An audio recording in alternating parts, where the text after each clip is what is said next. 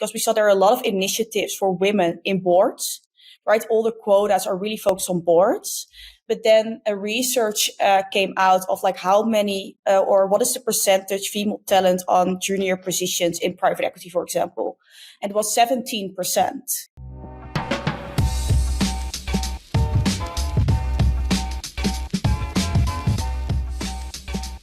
My name is Katharina, and I'm the Community and Event Manager at Equalture, a company that is on a mission to shape the world of unbiased hiring. Welcome to the Oops, I'm Biased podcast. On today's episode of the Oops, I'm Biased podcast, I am speaking to the co-founder of Female X Finance, Léonie Kennepohl. Léonie is a huge advocate for women in finance. She herself studied finance along with her co-founder and realized, well, not to no one's surprise, that the finance sector is quite a male-dominated environment. They both then figured out that there is a lot for companies to learn about attracting, hiring, and retaining women, but there's also a lot of ground to be gained for women to learn more about the finance sector and what it actually looks like inside, because it is quite a fun industry, as she describes. Well, today we talk about specifically why companies, as an example, the finance sector, are having such a hard time with attracting, hiring, and retaining women. We're talking about where in the recruitment process companies are losing out on women, what companies can do to figure out where their challenges lie, where their bottlenecks are. She shares a lot of tips on what to do in terms of employer branding, but in general, how to, on the one hand, hire more women, but also retain them better. And then she has a few more, I would say, nuggets of wisdom that she shares that companies can already implement tomorrow. And it comes down to data, but also raising awareness around what it is like to work in the industry and what traits candidates have that might be more successful than others. Without further ado, I really hope that you enjoy this episode. All right. Welcome, Léonie. It is so great to have you on the podcast today. Yeah, thank you for having me. Excited. Very excited. This episode has been a few weeks in the making, and looking at the questions right now, I think this will be a really interesting conversation, one that we haven't had on the podcast. We are talking today about women in business, women in finance more specifically, and we are centering the conversation more so around why companies are having such a hard time attracting, hiring, and then also retaining women, especially in finance. I think there is lots of business industries where they are just generally and historically very male dominated. Finance will be no different. You'll tell us all about. I won't steal your thunder. With that said, I would love to give you the floor to introduce yourself and Female X Finance. Yeah, sure. Thank you. Yeah, so my name is Léonie. I'm the co-founder of Female X Finance, which is a platform where we connect young female talent with the finance sector. Start this with my best friend, Melanie. We met actually during our studies. We studied finance together and we both had completely different experiences. So Mel eventually got an internship in M&A for the people who know finance, and after that private equity. And how did she get there? She happened to be at the birthday of her dad, super classic, talking to one of his friends. And he said, if you want to work in finance, you should start at M&A. And I know someone where you could do your first internship. So that was her first step into finance. Whereas my network in finance was quite limited. My dad is an accountant and I always said, I don't want to become an accountant. So that was off the table. But then where do you start? And that's where I really saw, and it is still with male dominated sectors, is that it's really, your network is your net worth. So if you have a network within the finance sector, in this case, it's quite easy to get in. But if you don't have the network, it's quite hard to get in. And that starts with the lack of role models, right? Seeing yourself in the sector, but also getting invited for interviews and also acing your interviews. Because if you go on an interview and you don't know what to expect, you will probably fail because it's quite competitive. So therefore we started Female X Finance, because on one hand, we saw that companies really want to invest in diversity, but they have no idea where to start. So we help them with attracting and retaining talent. And on the other hand, we help women with a network in the finance sector, educating them on what's out there. And third, connect them to companies for internship and analyst positions. So 2.5 years in, and right now I'm in my office in Amsterdam. We work with 55 companies and a community of 4,500 women. So it's going great so far, and we're really in a momentum. So that's really good to see. Yeah, that's wonderful to hear. I think, well, as we talk a lot about D&I on the podcast, there's such a growing need for companies on the one hand to focus on D&I, but to also really bring in that aspect of diversity as an asset, not only a box to check. And I think you do such an amazing job in centering the conversation about how can women actually enter the finance sector. Because in our introduction that we had a few weeks ago, you talked a lot about, well, there is quite a lot of women who study finance, but then they actually end up completely in a different field. Why do you think that is, that women study finance, but then never end up in that field? Yeah, I think it's really the lack of awareness of companies in the finance sector. So we work a lot with, for example, private equities, venture capitals, and they're quite big names in the industry. But if you study, you only hear the big names, McKinsey, BCG, Bain, right? More the consulting companies. You do also hear the big banks, but that can be a bit scary also sometimes. So what we saw, and also why we started Female X Finance, because we saw there are a lot of initiatives for women in boards. Right, all the quotas are really focused on boards, but then a research came out of like how many or what is the percentage female talent on junior positions in private equity, for example, and it was 17%. While I was looking around in my studies, like, well, this is more than 17%. So we did our research, and if you want to start something in finance, you have to use data. So then we found out that in our studies, and also in all of the Netherlands, actually 30% of the people who do a master in finance is female. So there we saw really data that showed, okay, there are a lot of women interested, but eventually don't end up. So then we did a bit more research, like what is indeed the main challenge here? Why don't they start in finance? And it's, first of all, the image.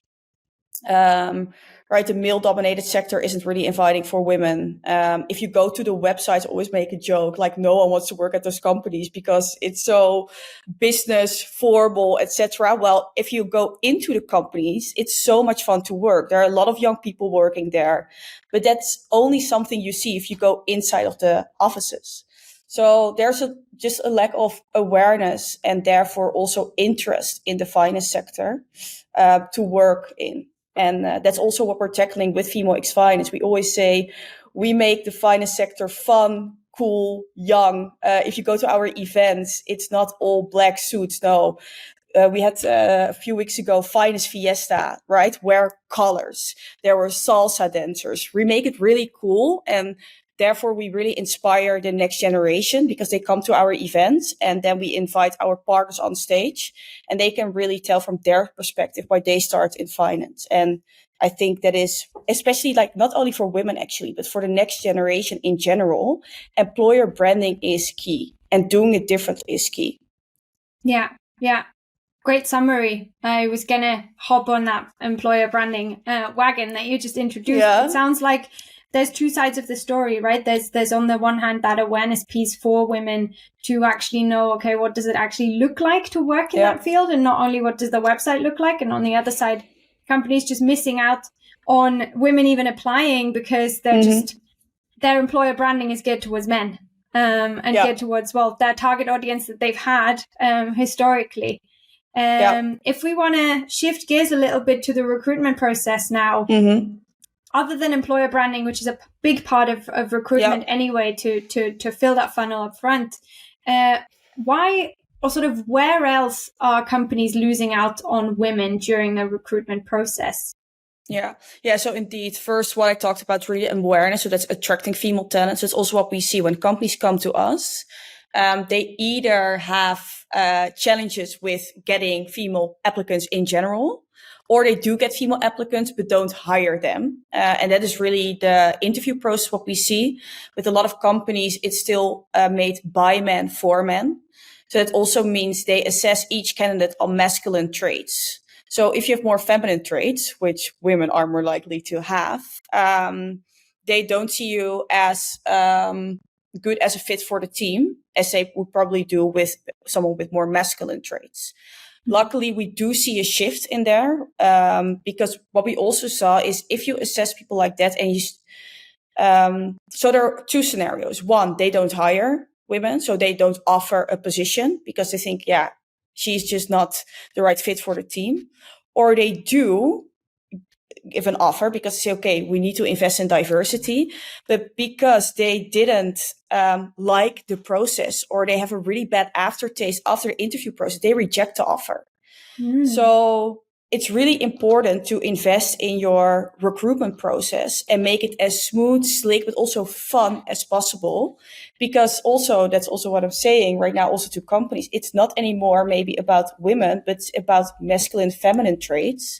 And also the next gen, they want to see you, your culture. So first sell yourself. The market changed, right? Where a few years ago, you could still be harsh and everyone wanted a job. Right now, they have a lot of jobs to pick from. So you need to be the most fun, but also the best employer. Yeah, this is actually, I think, opportune time for companies to change their game because it's a candidate-driven market now. You need to adapt to what candidates expect from you, and the expectations have changed. Definitely with the new generations, with us already, it has changed what we want from a job, what we want from an employer, what they care about. And D&I is such a big value that our generation and then the generations after us really subscribe to. Yeah, which is, I think, such a good assessment on your side as well. You said something else there, which I would love to go a bit more into detail, which is that feminine, masculine trait matrix. Could you explain a little more what exactly employers might be looking for when you say masculine traits, and what are we missing out on in these feminine traits? Yeah, sure. So what we see, especially in the finance sector, it's really deal driven, right? Sales. Also, when you go higher up to partner level, you're responsible for getting the deals in. So a commercial and sales is really important, but how they see commercial and sales is really the typical sales guy that you have in mind right now, right? Really extroverted, really confident, saying this is it and no further. While more feminine traits is way more working with empathy, really long-term relationship building, etc., more trustworthy. So also sometimes a bit more relaxed in sales conversation, which is a really good tactic, actually. But because a lot of companies in the finance sector are still male dominated and therefore have more masculine traits, they think that is the way to go in sales. But the fun part is right now in finance, we really see it shifting because their clients are entrepreneurs. And women, there's more and more women that are entrepreneurs, or they're working with family funds. And more daughters are taking over the family funds. So they need to also have more feminine traits within their team to also take those investors or clients on board. Yeah, it sounds like there is, again, a great match with what the market might require from financial institutions, and what the shift should be towards having more women in the team. Yep. What you also said, which was quite interesting to me, I think there's a lot of conversation around women in leadership, and you also said women on boards. Do you see quite a big difference between those junior positions being filled and the gender split that you see there versus what's happening maybe higher up in the tree? Or is that still the same battle that goes on? No, I think like the higher you go up in the tree, the less women, of course. But what I do see with companies is that they start focusing on retention around the age of 30, right? Because then they think, okay, women will probably think about kids, etc. So then they will start investing. Well, we talk a lot to women, and they actually already know, based on the culture, based on the job that they're doing, in their first year or 1.5 years, when they see themselves working long term in this sector, yes or no. So that's also what we really try to there shift the conversation to splitting it to basically combining the two challenges. Because eventually, if you do your work really well, starting with your recruitment process, the onboarding and your culture, then you will make sure that you attract young women, but you will also retain the women higher up.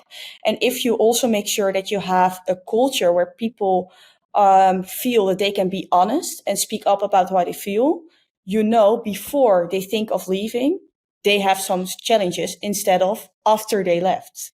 So of course, there are different challenges in every career step, but it is good to already tackle them before women start thinking about them. Yeah, the trifecta of having a solid recruitment process and the onboarding, and then, as you say, sort of that trust that you build within the values of a company. Yeah, I think definitely. Those will hopefully boost that the lack that we're seeing of women in the industry. So yeah, a hard one to get yeah. right, though. It's not easy Super to get that hard right. Indeed. Yeah. And I think I think the biggest tip I have there is just start a conversation, and not only with what I see with a lot of companies right now, having groups with women to inspire women, but also invite men, have one-on-ones, right? Because if you really connect on a personal level, they're also more willing to open up. And that's not only what I said, of course, with Female X Finance, we focus on women, but we see that this is really important in attracting and retaining the next generation overall. It's about honesty, openness, and flexibility. Yeah.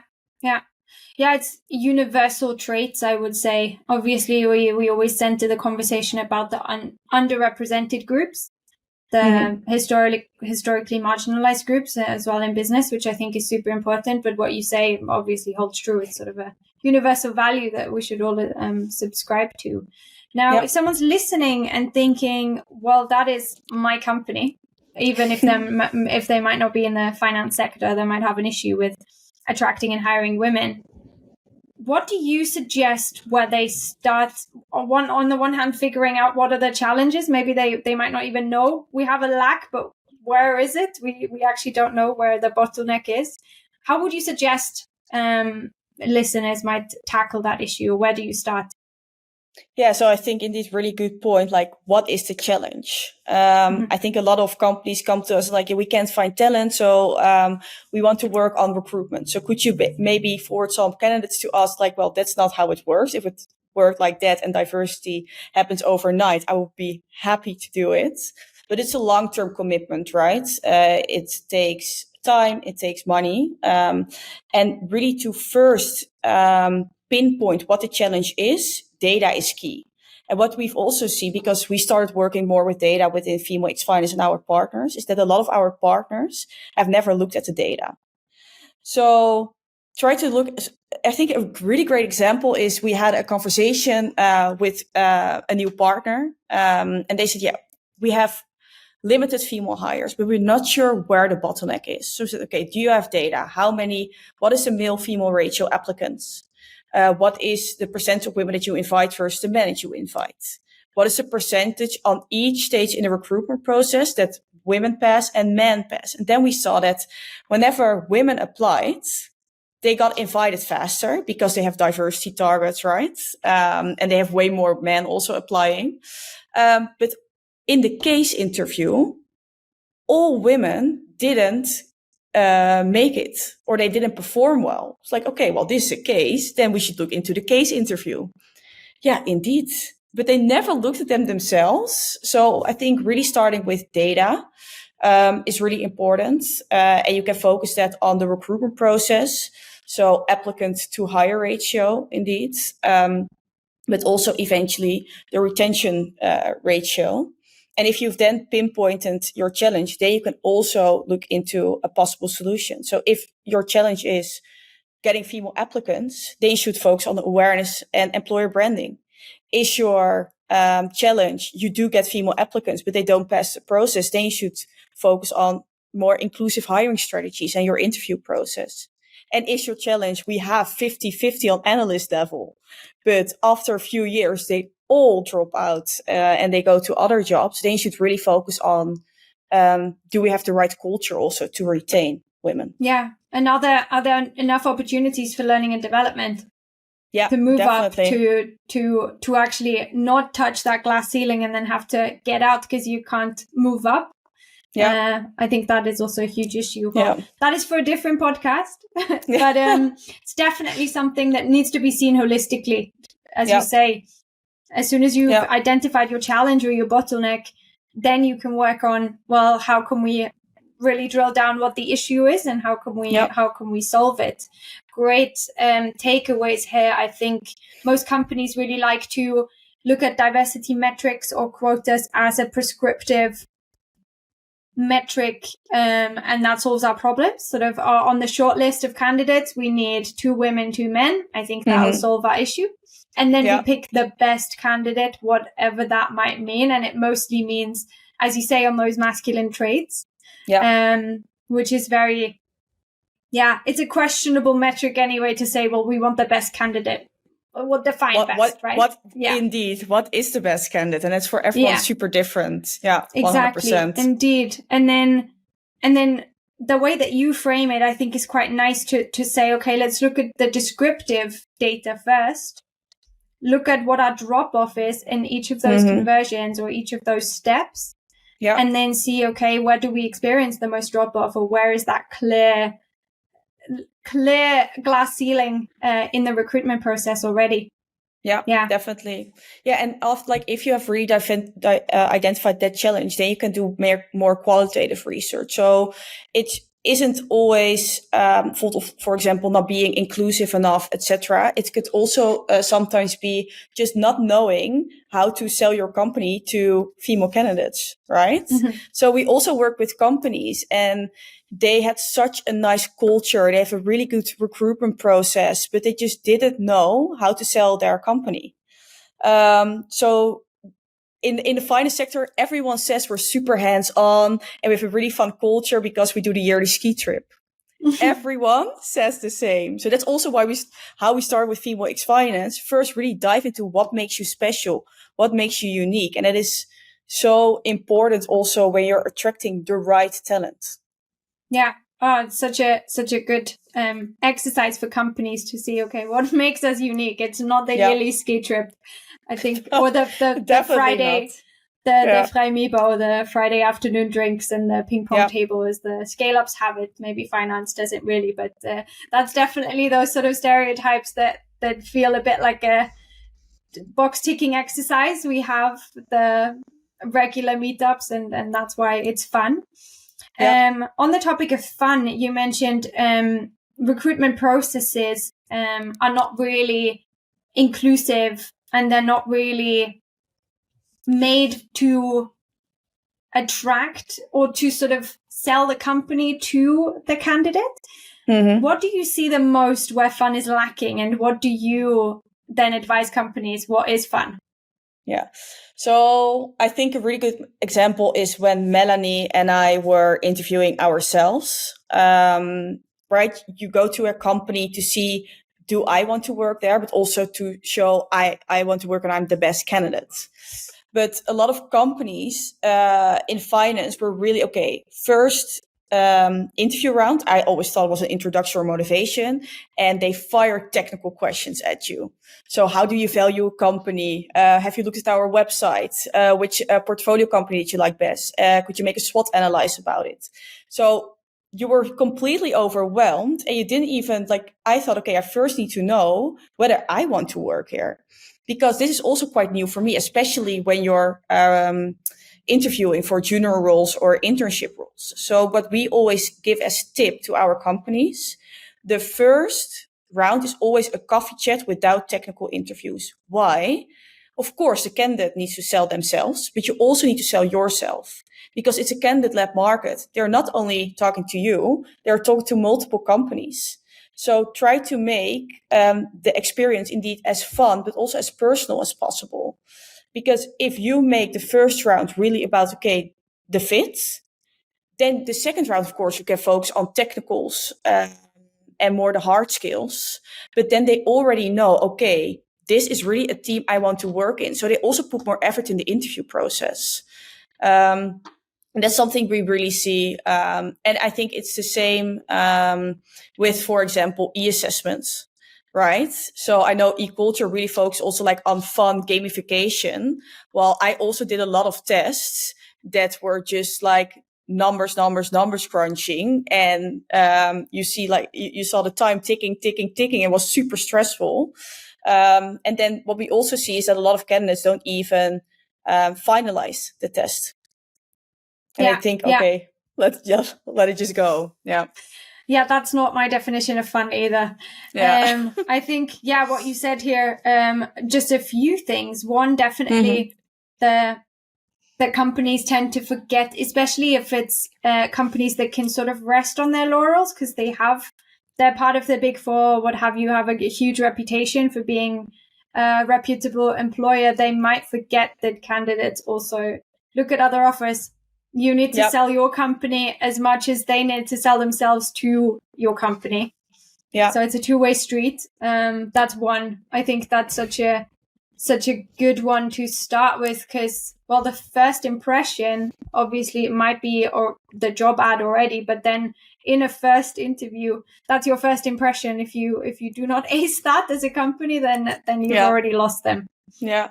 And that's I think also true. Like the first interview or the first connection with the company is super important because even if it's not a match, but the candidate still has a really nice experience, the candidate will tell her friends about, I was at this company. Unfortunately, I wasn't the right fit at that moment for them, but I really enjoyed the conversation. So maybe you could be a great fit. And eventually referrals in this market are key. Yeah. Word of mouth is everything. Yeah. It really is. It's true. And then what you also said about assessments, it's not only the fact that on the one hand, it's hugely stressful for the candidate to crunch all of those numbers, as you say, or to fill out a personality questionnaire, trying to guess what they want you to say. But it's also the lengthiness of them. Sometimes they take hours, and that's really hindering, well, on the one hand, finalizing them even. Some people don't even finish them because they're like, this has already taken me 3 hours in total. I can't, this is it. And then the case afterwards, I'm not messing with that. Yeah. So but it's really also what we see diversity. Indeed. Yeah. Go on. So that's also what we see, that indeed timing and efficiency within the interview process is key nowadays with the next generation. They want to move fast. So if they are interviewing at a company, indeed, where you have to write a motivational letter, you have to send your grades, which also can also be a bit stressful. And then also you have 5 interview rounds, for example. Yeah, you're missing out on candidates because another company is having a really quick assessment, will invite you within 2 days for a cup of coffee. Then they will give you 1 week to prepare for the interview, and then they give you an offer. Those are the companies that win nowadays. Yeah, definitely. And then what you also said, I think slots in really nicely with the requirements that are even on the job ad. The hoops that candidates sometimes have to jump through, what they have to show to even get to that first interview is beyond me. Yeah.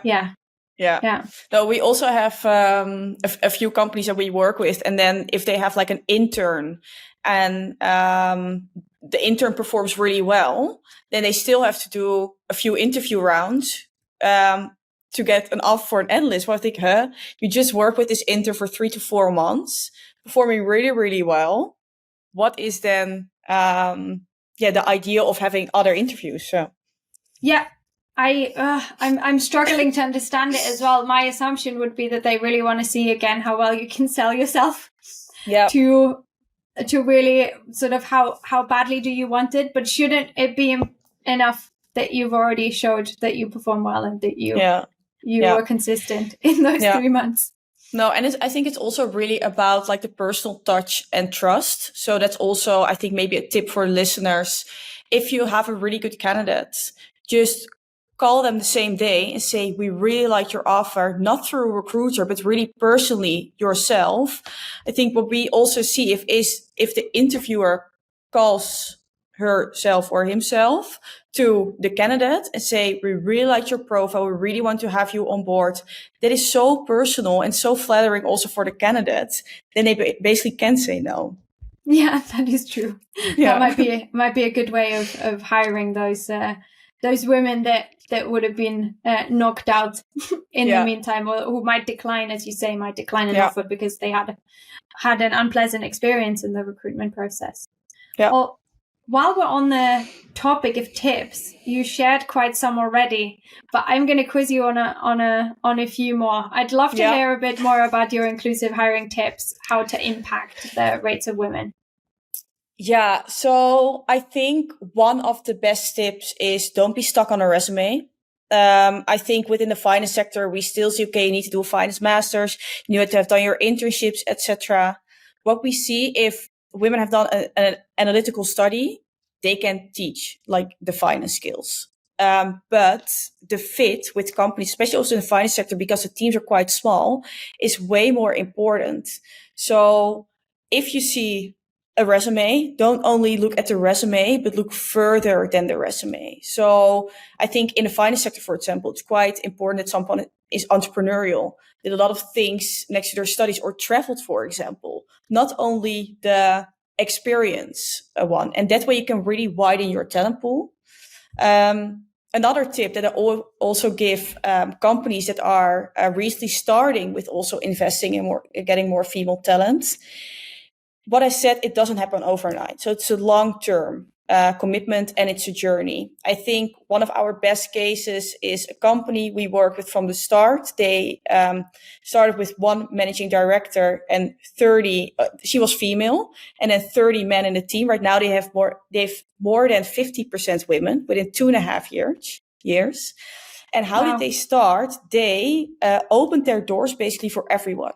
So bachelor student, master student, technical background, finance background, business background. Why? Because then they can really show the culture, because they already had a really nice culture. So they invited all the women in. Was it for coffee chats? Was it for interns? Anything.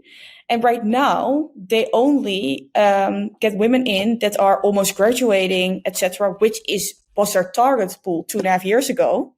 Right. But right now they can really fill those profiles because they invested in the younger generation, which are right now getting older after 2.5 years. And right now everyone wants to work at that company because 2.5 years, a lot of candidates had a really great experience at that company. So I think investing in your talent pool every step along the way, and also widening your talent pool by not only looking at the resume, but also listening, for example, to a recruiter that calls you, hey, I think this would be a great match in terms of fit. Just talk to her. I think that are two really good tips to take into account. Yeah, those are wonderful tips. I heard Kobe Ampoma talk yesterday about a tactic that he uses, which he calls the wild card, which is exactly what you just talked about. Let the recruiter bring in someone who might be a 45 to 50% match on your hard requirements, but bring them in because in our case now it's a woman, and see how they perform in an interview, and they might blow you away, even though they might not fit all of the boxes that you need, but because, as you also say, they're a good fit, they have that entrepreneurial mindset, they might have all of those transferable skills, they might be a really good fit.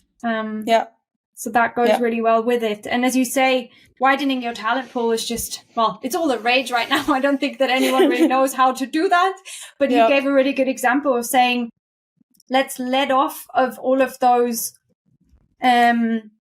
hard requirements or that laundry list of things that we want to see in a candidate, and just have an open conversation, have that coffee chat, hire someone as an intern who we might not have hired before. And that also boosts your employer branding, of course, because as you say, well, word of mouth really goes a long way. And it is a long game. I mean, 2.5 years isn't really an overnight success, but it is a huge success. It is a huge success. I think if every company could do this within 2.5 years, that would be incredible. Done within 2.5 years. the amount of money that companies would probably pay in order to get to that example that you just mentioned. In that long game, 2.5 years, that's really not a lot of time. If you start now, No. 2025 you're there, right? Yeah, but indeed the key there was really being flexible with your requirements. And still, I also understand, right? A lot of companies still struggling with that, especially smaller teams, because they don't have the room to educate people. So they want people that already have a bit of like knowledge in finance, Excel and PowerPoint, and that they can bring those skills, because then like they have a good start within the company. But yeah, there are also other ways to learn those skills than just with an internship. Yeah, no, very true. And then the last thing I want to reiterate what you said earlier, which I think is just a brilliant point, that use of data to figure out where your challenge lies. Can you look at your recruitment process step by step and see where the drop-off lies in order to figure out what you need to work on, where your bottlenecks are? I think that's a brilliant way to round out this list of tips. Is there anything else that you think we should touch on, or do you think that was... No, I think we covered quite a lot, and I think also a lot of information to digest for the listeners.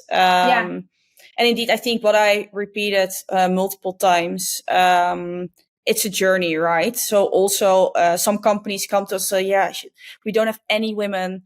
We don't know where to start. I know we're failing. No, you're not failing. Like that you're already reaching out to us or to any other company that like already shows that you're committed to changing this, and it's never too late.